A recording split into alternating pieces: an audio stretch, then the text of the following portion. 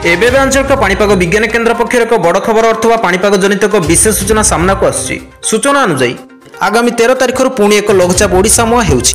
आगामी दिन में प्रबल अति प्रबल वर्षा नहीं सतर्क सूचना जारी कर एने आपण मैंने अलर्ट रुहतु।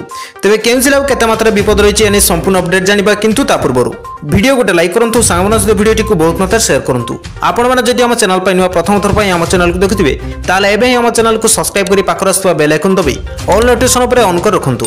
आपण माने हमर न्यूज को केउं जिला देखुचंती एवं आपनक अचलर पाग वर्तमान किपर रहिछि तळे कमेंट करी निहाती जणाइबे। तेबे चलंतु आ लेट न करी वर्तमान खबर पर नजर पकेबा।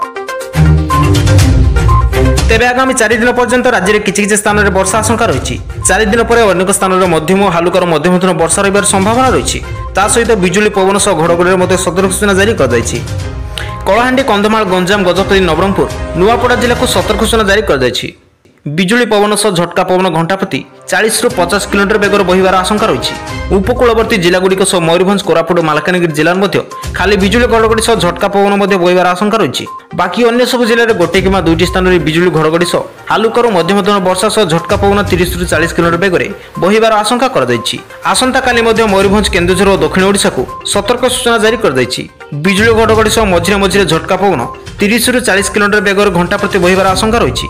यही सब स्थान में गोटे कि 2टी स्थान में हालुकर मध्यम धरण वर्षा आशंका रही। 13 तारिख में उपकूलवर्ती अंचल तथा मयूरभंज, केन्दुझर, कोरापुट, रायगढ़ को सतर्क सूचना जारी कर सब स्थान में बिजुली घड़घड़ी सह झटका पवन घंटा प्रति 30 ରୁ 40 किलोमीटर बेगर बहिबार आशंका रही।